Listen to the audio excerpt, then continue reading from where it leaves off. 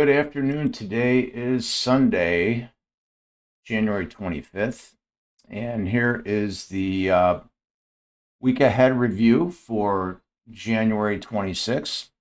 And let's get into, before we go into economic data, let's get into our earnings calls that we have this week. We have a huge week ahead of us. I anticipate it to be extremely volatile.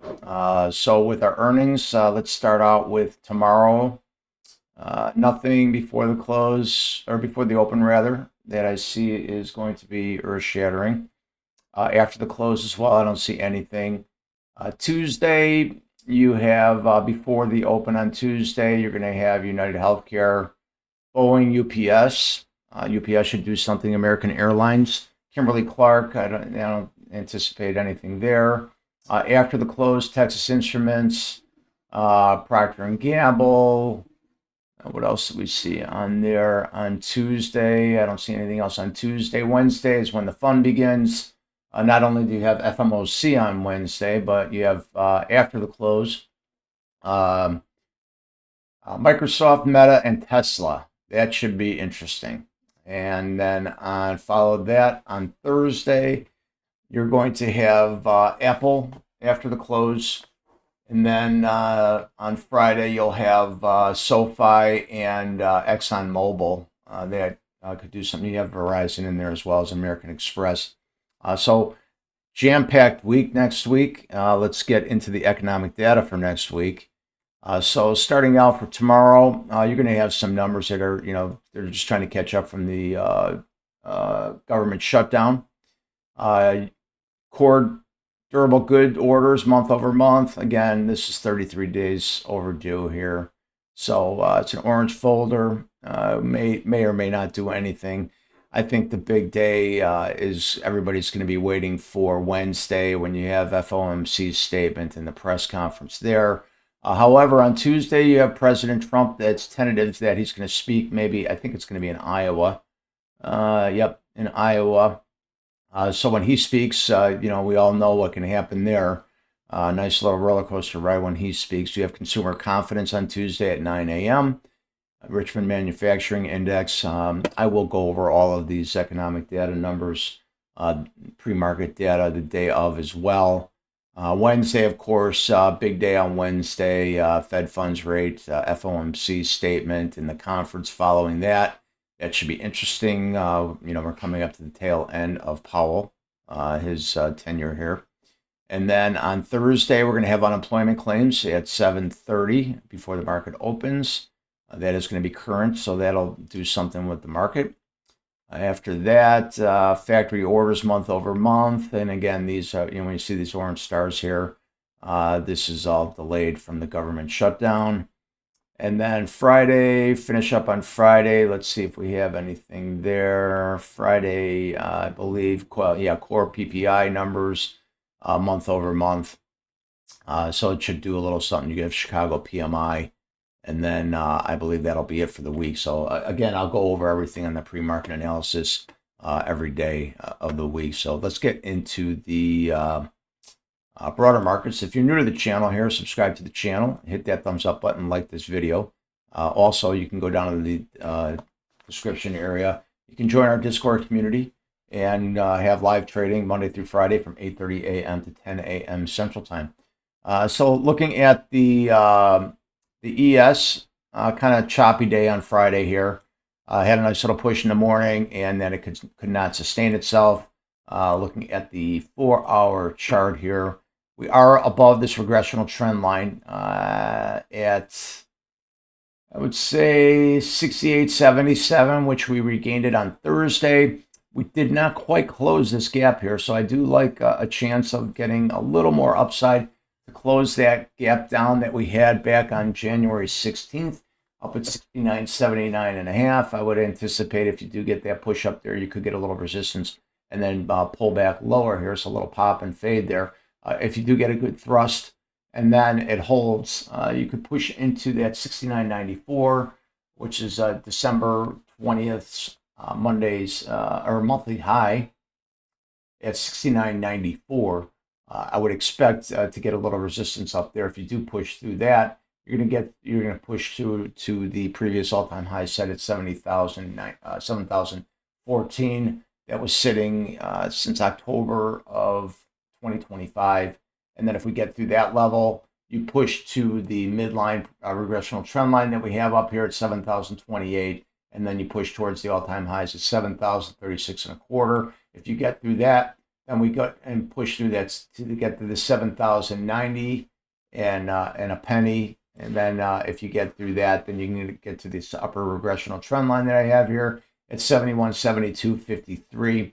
We do seem to, it's, stalling out right now. This is going to be an extremely volatile week with all the, between the FMOC coming out and Trump speaking and all the Mag 7 reporting this week. So it's put your seatbelts on this week. You're definitely going to have a nice little roller coaster ride up and down. Hopefully we balance out by the end of the week and start finding some good direction. But I do like that we still have a little room left to close this gap here on the upside for the ES. So I would not be surprised with that. On the downside, if you do lose that 69.35 level, which we are below it right now, we could come back down here to the 69.0875 level. If we lose that, you could go down to the 68.90 and a half level. If you lose that, I think we could potentially give back that big move from Wednesday and then come back down here and test this lower end of the regressional trend line here at 68.8622. This whole area became a speed zone here with that big skyrocket up when Trump said he was going to relax the tariffs regarding the Greenland issue that's happening right now. So it's very possible you can give back that whole entire move right there. And if you did lose that lower end level here at 68.8618, we come back and test that 68.6675. And if we lose that level, I think we could pull back and try to test those September highs again at 68.14 and a half. And if we lose that, I think we could come back down here to 67.9562 before you lose. And if you lose that, you go down to 67.71 and a half. And if you lose that, I don't see any support down here until you get down to that 68.3925 level. That was an August high of 2025. So I hope we don't get anything that kind of significant. However, a lot of data coming out this week. FMOC speaking when he speaks between, I would say he's the number 2 man that can move the market in a big percentage basis. And number 1 is Trump, of course. So let's get into the NASDAQ. Again, if you're new, hit that subscribe button, hit that thumbs up button, like this video. I need your help to hit the like button, people. I get plenty of views on here.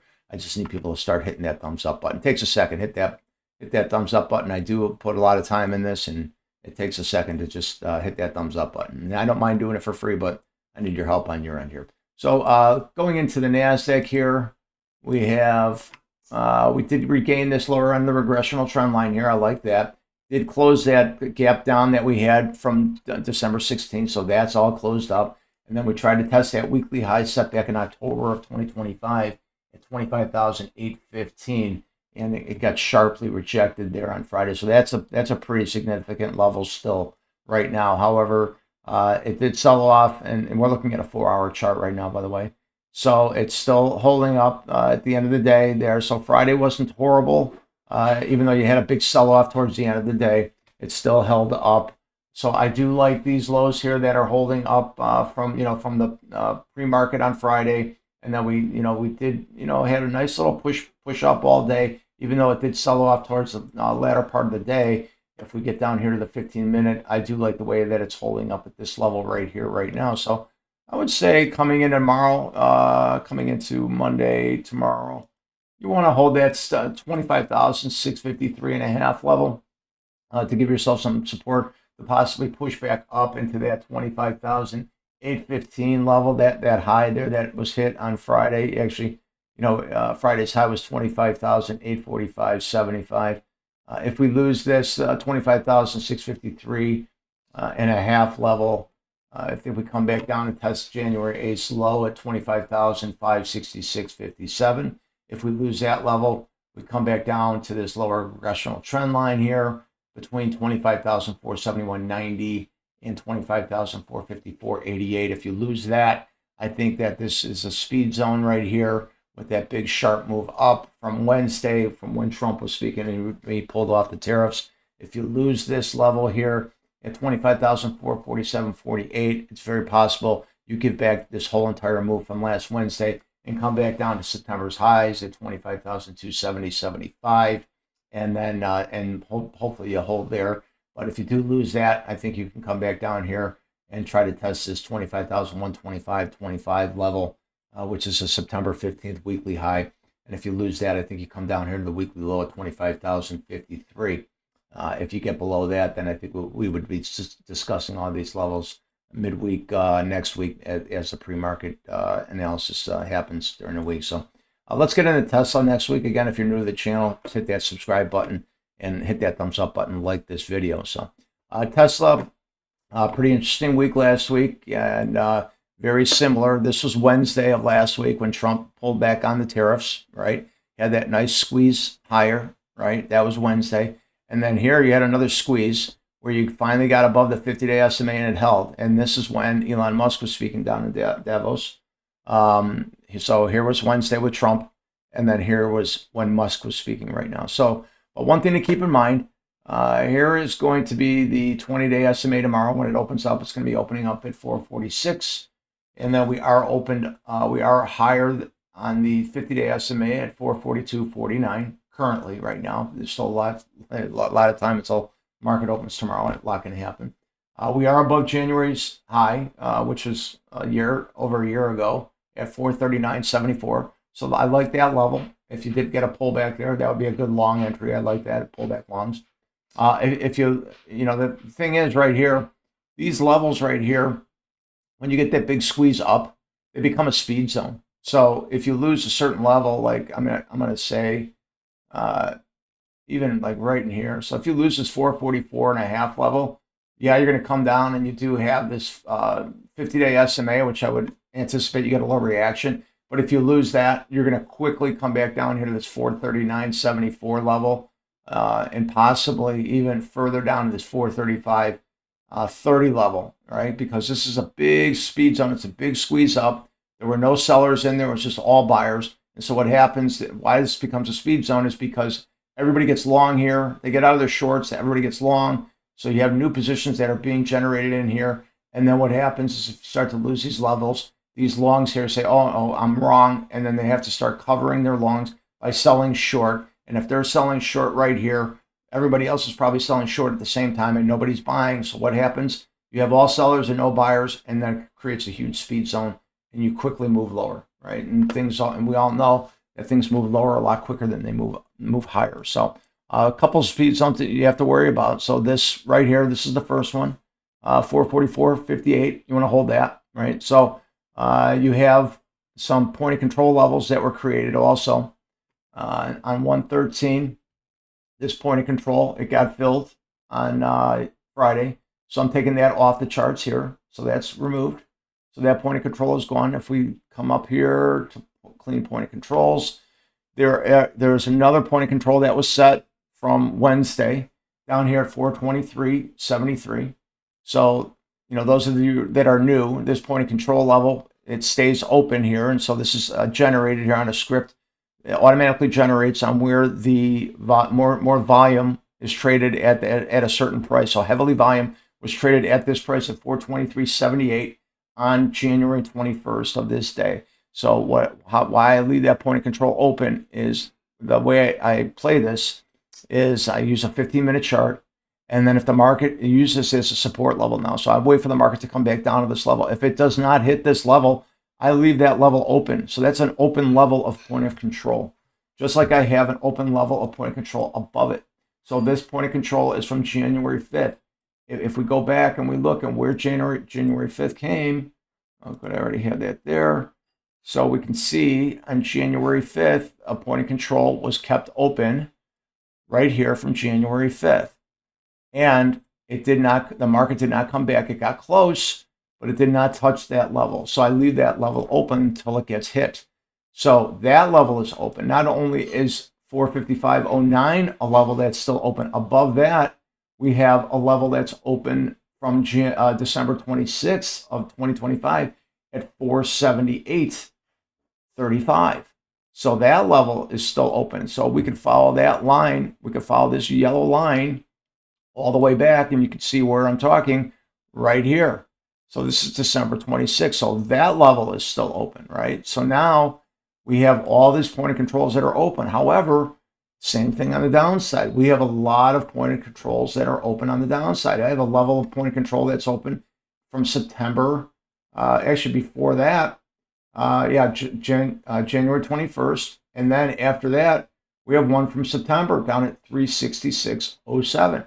So these levels, they do seem far away, but the one thing to keep in mind that Tesla can have, within a year, it could have a $250 to $300 range. So these levels are not out of the ordinary that can be hit. So one thing I want to show you too, if you go back and you look at Tesla, you could see, look at these big moves that you have in Tesla. You think, okay, boom, big move, it's moving up here, and now it's selling off, right?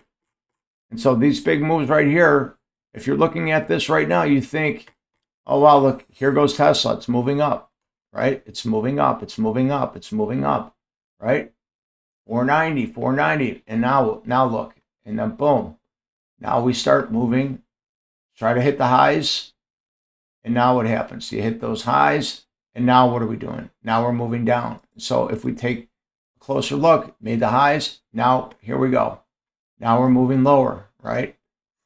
Thinks it's moving up again, and boom, give it all back. So something to keep in mind with Tesla, you're going up, you give it back. You go up, boom, giving it right back. So that's something to keep in mind. You can very easily give back these moves that we just had here. Here's Wednesday's move. Here's Thursday's move. So this is when Trump was speaking. This is when Musk was speaking. So it's very possible, especially this week, you have Tesla earnings on Thursday. You have FOMC. Good possibility you could give back all of these moves from last week. So you have to be prepared on both sides. So you have to be prepared. So my bias going into tomorrow, I'd like to see Tesla push higher, maybe close out this PO's point of control level. Even so, I wouldn't even mind if it closed out that point of control level up at 478, and then maybe potentially move lower after that. So there's a whole bunch of different ways to play tomorrow, but we'll be a little wiser as we get closer to the market open for tomorrow. So let's go over to the 5-minute opening range trade that we go over every week. For tomorrow, where are we there? So for the 5, let's get rid of this. Okay. So for the 5-minute opening range trade, and those of you that are new, we do this trade every day, and it is a very simple trade. And I do the 5-minute opening range trade because it has the heaviest volume of the entire day. And so this is another script that I have on my computer that the first 5 minutes, this green rectangle starts to generate. And then once the first 5 minutes is over, this green rectangle stays stationary the rest of the day. Not only does it stay stationary the rest of the day, it stays on my charts forever. And so I can go back and I can analyze the 5-minute opening range trade whenever it was, on any given date and see how it responds, right? So why would we do the 5-minute opening range trade? Because if you look in the 5-minute opening range, you have the heaviest volume of the day here. So if you look down here, here are my volume bars down here, and it tells you the first 5 minutes of Friday. This was Friday, I believe. Yep. First 5 minutes of Friday, we had 2.1 million shares traded. After that, the next 5 minutes, you had 1.5 million shares. Now there was some increased volume later on in the morning, but it never exceeded the first 5 minutes of the day. So that first 5 minutes, it gives you a range, and then when you break out of that range, it gives you a direction on where you can potentially take your trades. So when you get a break, the trade is you get a break on that trade. If it breaks higher, you take a trade long, whether you're trading the equities or if you're trading options. So if you wanted it to take it long and you were trading options, you would buy a call. If you think it was breaking lower and it was going lower, you would buy a put if you were trading options. If you were trading the equity, you would sell short the equity. If you were trading the equity and it was going higher and you wanted it to go, you would go long the equity, you would buy the equity, right? But I only trade options. So this is what I pretty much do. So, and the 5-minute opening range on Friday, you had a 444.60 for the low, 449.98 for the high. And you really got a good break at about 9:45, so about an hour and 15 minutes after the market, after you got your first 5 minutes trade. And then when you got that break, you could have gotten, I would say, about $3 or $4 out of that move. And so if you get $3 or $4 out of that move, and now if we go over to the option chain over here, you're not actually you're not buying the equity price, you're buying the premium for that strike price. So when I trade, I always trade with a Friday expiration date. So coming into tomorrow will be January 26th. I'm going to be trading with Friday's expiration date, which is going to be January 30th. So I have 5 days for these options until they expire.